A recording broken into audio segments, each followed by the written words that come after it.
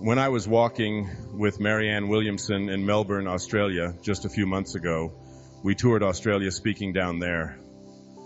We went for a walk one day.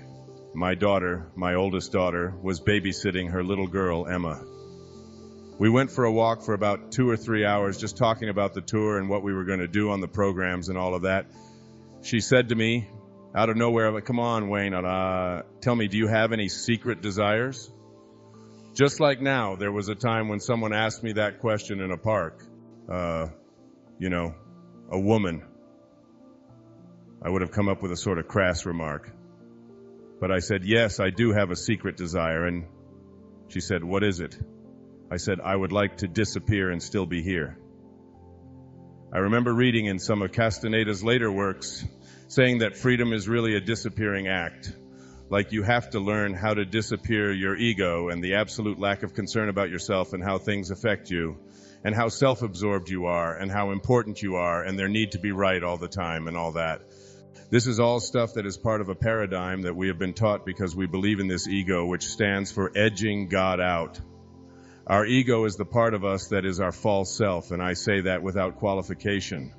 It is the part of us that would have us believe that we are separate from, that we are more important than, that we are special.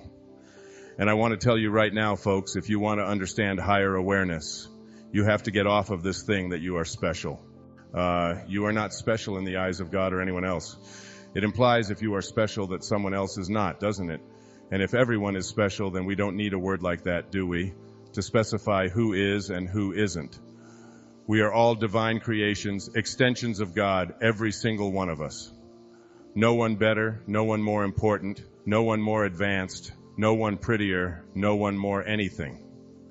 And this whole idea that we have been carrying around with us about what it is that offends us and what it is that we find difficult to live with and how important it is for us to be right and to make other people wrong, all of this stuff is an absence of higher awareness.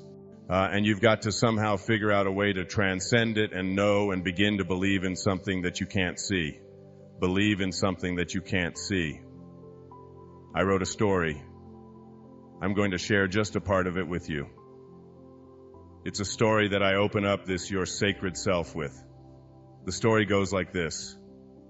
Imagine this scene. 2 babies are in utero, womb mates, confined to the wall of their mother's womb, and they are having a conversation. Okay, just willingly suspend. Just let this in. 2 little twins having a conversation. For the sake of clarity, we'll call these twins ego and spirit. Spirit says to ego, I know you're going to find this difficult to accept, but I truly believe there is life after birth. Ego responds, don't be ridiculous, look around you. This is all there is. Why must you always be thinking about something beyond this reality? Why don't you just accept your lot in life, make yourself comfortable, forget about all these life after birth nonsense. Go in the corner and grab your cord and knock it off. Spirit quiets down for a while, but her inner voice won't allow her to remain silent any longer. Ego, now don't get mad, but I have something else to say. I also believe that there is a mother. A what? A mother. A mother. How can you be so absurd? You've never seen a mother.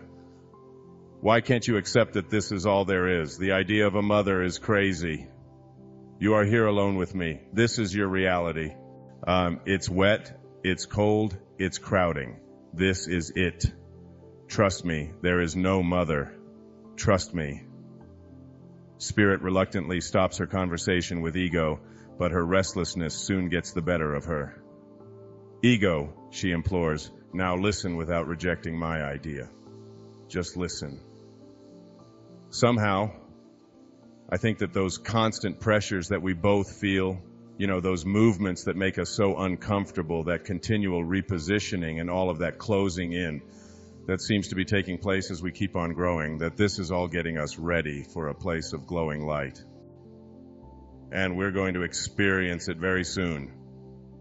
Now I know you're insane, replies ego. All you've ever known is darkness. You've never seen light.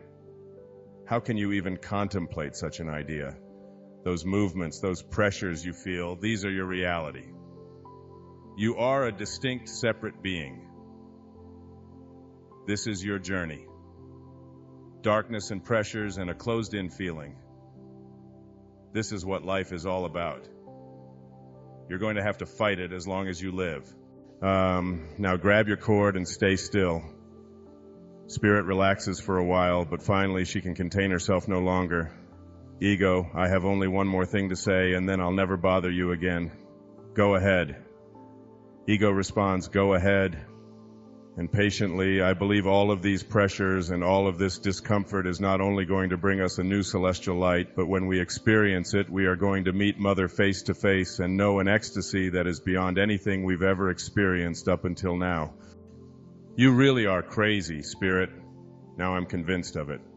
And so you see the metaphor, don't you? I don't even have to explain it. And we who come to talks like this are what my friend Stuart Wilde calls fringe dwellers. We are dwelling on the fringe, all of us. We are filling out the forms. We are in the system. We are not that rebellious yet. We receive a lot of criticism. A lot of people think we're nuts. And I want to tell you, all those people who do will be down this road with you before long, as soon as we get it paved. And while it's still rough, those who don't want to travel rough roads will be your critics. But most of us are sort of living what Jesus talked about when he said to be in the world, but not of the world. And so all of us here in this room know in our hearts that we are on a path that can't be stopped. It's a very powerful force within us, and it motivates us not only to come to things like this, but to behave in new ways and to break out of old paradigms. We also know that there is something more to this life that we are here experiencing other than just being a part of the system. And we are going to have a deeper, richer experience of life. We know it's available. We know that it doesn't matter what the system says and that we are going to be what I call scurvy elephants. When I was a little boy living in an orphanage, I came home and said to the lady who ran the place, "What's a scurvy elephant?" And she said, "What?" I said, "I heard my third grade teacher telling the principal that Wayne Dyer was in her classroom and that he was a scurvy elephant." Or she said, "I don't know what that is, but I'll call." And she called the principal. The principal said, "Oh no, that's Wayne. He gets everything mixed up." She didn't say that he was a scurvy elephant in her classroom. She said that he was a disturbing element in her classroom. And so we usually have a house full of them when I speak. And your karmic payoff is usually that if you are one yourself, you get 2 or 3 of them to raise. I got 8. And so knowing that there is a deeper and a richer experience of life available to us fringe dwellers who are sort of in the world, but we're not of the world, we know this is not home. This is not our home. We know it. We know that we are not human beings having a spiritual experience, but that it's the other way around. That we are all spiritual beings having a human experience.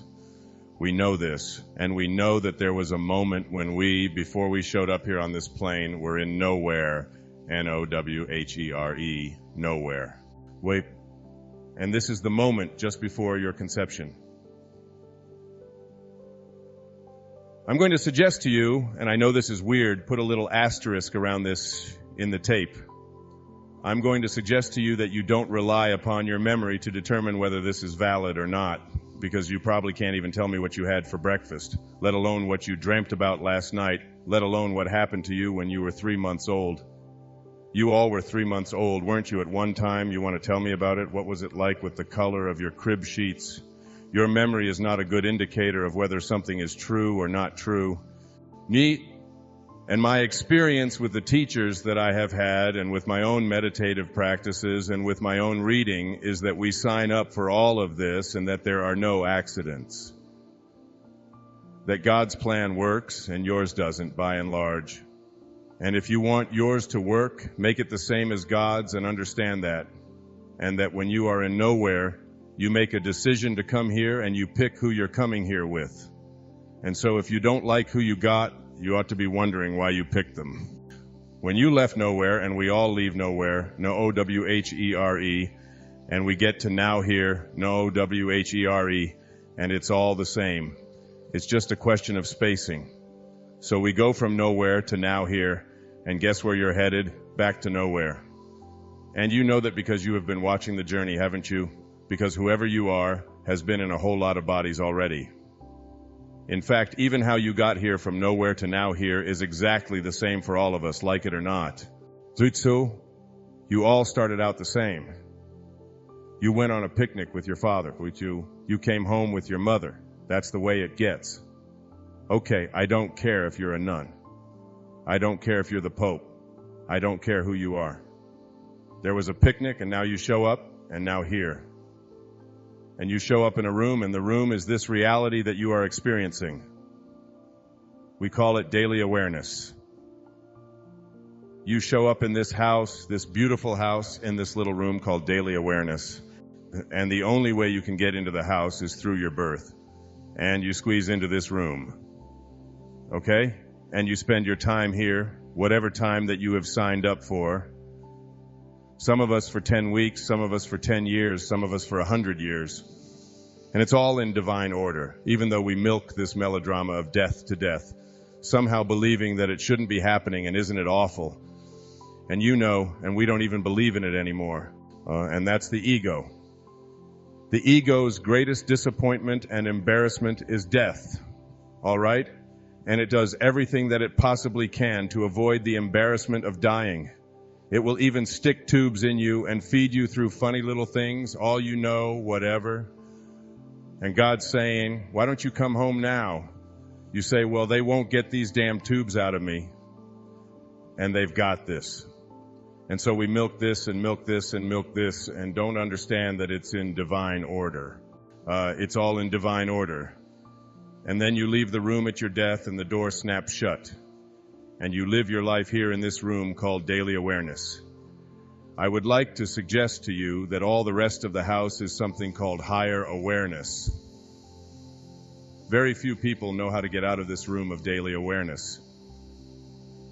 They don't get out of it because they are looking around and looking around for the door. They spend their life trying to find the door out, and they're pushing and they're pushing and they're pushing. And then one day they have this stunning realization.